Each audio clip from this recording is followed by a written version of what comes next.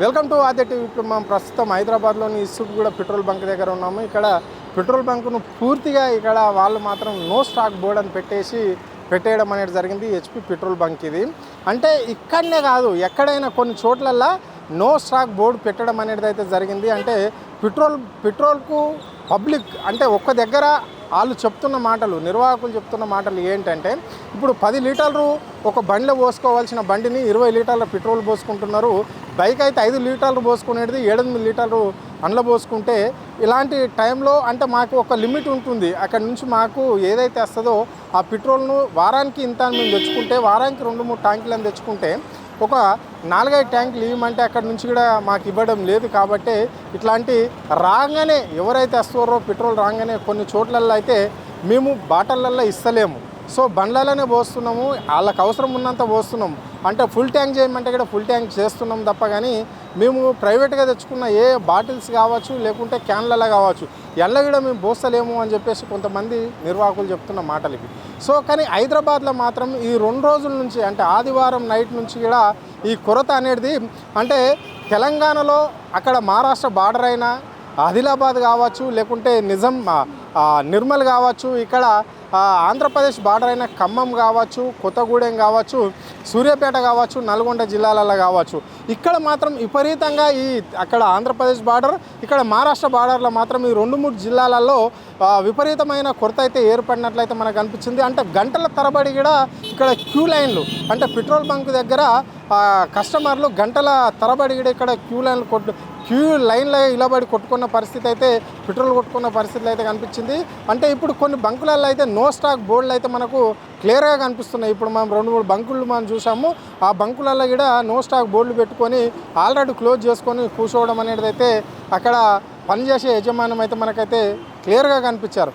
So అంటే ఈ పరిస్థితి ఏంటికి వస్తుందంటే, ఇప్పుడు 100 రూపాయలు కొట్టుకునే ఒక బైకు సంబంధించి ఒక 2 వీలర్లో 100 రూపాయలు కొట్టుకునేది 300 రూపాయలు కొట్టుకుంటున్నారు అని చెప్పేసి వాళ్ళు ఒక నిర్వాహకులు చెప్తున్నారు. ఒక కారులో 1000 రూపాయల డీజిల్ పెట్రోల్ కొట్టుకునే దాన్ని 2000 అదనంగా కొట్టుకోవడంతోనే ఇలాంటి సమస్యలు ఏర్పడ్డాయి. కానీ పెట్రోల్ ధరలు పెరిగే అవకాశం లేదు అని చెప్పేసి కూడా నిర్వాహకులు చెప్తున్నారు. సో మరి ఇక్కడ కేంద్ర ప్రభుత్వం కూడా పెట్రోల్ ధరలు పెరగాల్సిన అవసరం లేదు అని చెప్పినప్పటికీ కూడా ఇక్కడ అదే ఇంప్లిమెంట్ అవుతుంది. కానీ ప్రజలు మాత్రం పెట్రోల్ ధరలు పెరుగుతాయేమో, పెట్రోల్ దొరకదేమో, డీజిల్ పెట్రోల్ అని చెప్పేసి కూడా వాళ్ళు బారులు తీయడము, గంటలు తరబడి అక్కడ కొంతమంది అయితే నానా అవస్థలు పడుతున్నారు. అంటే ఉద్యోగాలకు పోయేటోళ్ళు కావచ్చు, ఆఫీసులలో వర్క్ చేసుకుంటే కావచ్చు, చిన్న వ్యాపారాలు చేసే వాళ్ళు కావచ్చు, ప్రైవేట్ ఎంప్లాయీస్ కూడా కావచ్చు, కొన్ని ఏరియాలలో మాత్రం పెట్రోల్ దొరక్క వాళ్ళ ఆఫీసులకు కూడా పోని పరిస్థితి అయితే కనిపిస్తుంది. అంటే అదనంగా వేరే వాళ్ళు పెట్రోల్ వేసుకోవడంతో అలాంటి సమస్యలు అయితే తలెత్తే పరిస్థితి అయితే కనిపిస్తుంది. ఇదే నేపథ్యంలో కొంతమంది మాత్రము ఇట్లా బ్లాక్ దంద చేస్తున్నారు అని చెప్పేసి కూడా వినికిడి వినపడ్డది. అంటే పెట్రోల్ ఉంచుకొని కూడా కొన్ని పెట్రోల్ బంకులలో పెట్రోల్ పోస్తలేరు అని చెప్పేసి కూడా కొంతమంది ఆరోపణలు చేస్తున్న పరిస్థితి మనం అక్కడక్కడ సోషల్ మీడియాలో మనం చూస్తున్నాం. సో అలాంటి పరిస్థితి అయితే కొన్ని బంకులలో ఉండొచ్చు, కానీ ఇంకా 80% మాత్రం అలాంటి పరిస్థితి లేదు అని చెప్పేసి కూడా వాళ్ళు చెప్తున్నారు. వెంటనే ఏదైతే మాకు పెట్రోల్ ట్యాంక్కి వస్తుందో అక్కడనే రాగానే మేము ఇక్కడ పెట్రోల్ పంచుతున్నాము ప్రజలకు అని చెప్పేసి కూడా వాళ్ళు చెప్తున్నారు. ఇది మరి అంటే ఎక్కడికెక్కడ రాష్ట్ర ప్రభుత్వం కూడా దీనిపైన కట్టుదిట్టమైన చర్యలు తీసుకోవాలి. ఆ ప్రభుత్వం కూడా యంత్రాంగం కూడా డైరెక్ట్గా ఇక్కడ దిగేసి పెట్రోల్ బంకుల యజమానులకు కావచ్చు లేకుంటే అలా పనిచేసే వాళ్ళకి కావచ్చు కానీ ఒక సూచన సలహాలు కూడా ఇచ్చే పరిస్థితి అయితే మనం ఇవ్వవలసిన అవసరం అయితే ఉంది.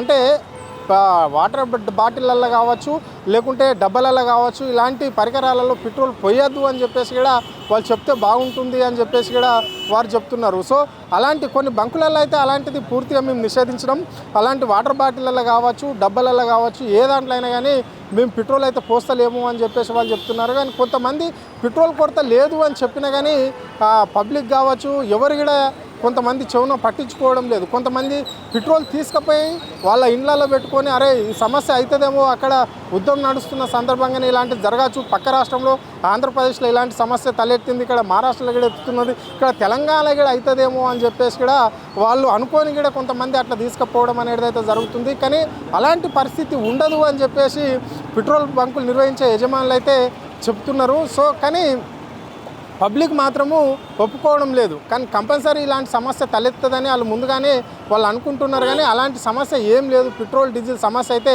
ఇక్కడ లేదు అని చెప్తున్నారు. కానీ మరి లేదన్న వాళ్ళు ఎందుకు పెట్రోల్ బంక్లకు నో స్టాక్ బోర్డు పెడుతున్నారు అని చెప్పేసి కొంతమందికి డౌట్ వస్తుంది. అయినా అంటే ఒక ట్యాంకర్ రాగానే ఆ ట్యాంకర్కు వెంటనే మేము పనిచేస్తున్నాం కాబట్టి, అంటే మేము ఎప్పుడైతే గత రోజులలో ఏ విధంగా అయితే మేము ఎన్ని ట్యాంకర్లు ఈ వారంలో ఎన్ని ట్యాంకర్లు ఆర్డర్ పెట్టుకుంటామో అన్ని ట్యాంకర్లు అట్లనే పెడుతున్నాం ఆర్డర్. ఇంకా అదనపు పెడితే మాత్రం మాకు అక్కడి నుంచి కూడా రావడం లేదు. కాబట్టి మేము వచ్చిన దాన్ని మేము పెట్రోల్ డీజిల్ కావచ్చు వచ్చిన దాన్ని ప్రజలకు మేము పంచుతున్నాం, కస్టమర్లకు మేము ఇచ్చేస్తున్నాము. సేమ్ ధర ఏదైతే ఉందో అదే ధరకి ఏం బ్లాక్ చేస్తలేమని కొంతమంది చెప్తుంటే, మరి ఇక్కడ కస్టమర్లు మాత్రం కొంత అవస్థ పడుతున్నట్లే మనకు అనిపిస్తుంది. అంటే ఈ బ్లాక్లో కూడా పెట్రోల్ అమ్ముకునే పరిస్థితి ఉన్నదేమో.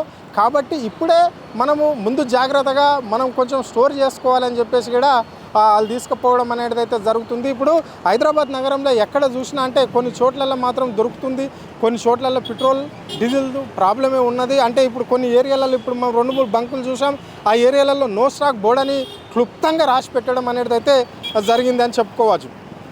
ఇదే విధంగా ఇక్కడ పోలీస్ యంత్రాంగం కావచ్చు, ప్రభుత్వ అధికారులు కావచ్చు, అంటే ఈ పెట్రోల్ డీజిల్ మీద మాత్రము అవేర్నెస్ కల్పించాలి. ఎందుకంటే చాలామంది 2 వీలర్స్ వెహికల్ను ఉపయోగిస్తూ 4 వీలర్స్ కార్లు కావచ్చు, బైకులు కావచ్చు, ఆటోలు కావచ్చు.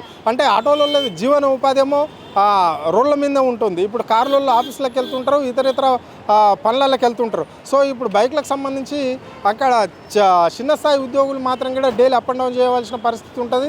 కాబట్టి వాళ్ళకి కూడా ఇలాంటి సమస్యలు ఉంటాయి. కాబట్టి అవగాహన కల్పించే అవసరం ఎంతైనా ఈ ప్రభుత్వానికి ఉంది. లేని పక్షంలో చాలా ఈ రాష్ట్రంలో ఇబ్బంది పడవలసిన పరిస్థితి అయితే తలెత్తే అవకాశం ఉందని చెప్పుకోవచ్చు. కెమెరా పర్సన్ కళ్యాణ్ తో అరుణ్, ఆద్య టీవీ, హైదరాబాద్.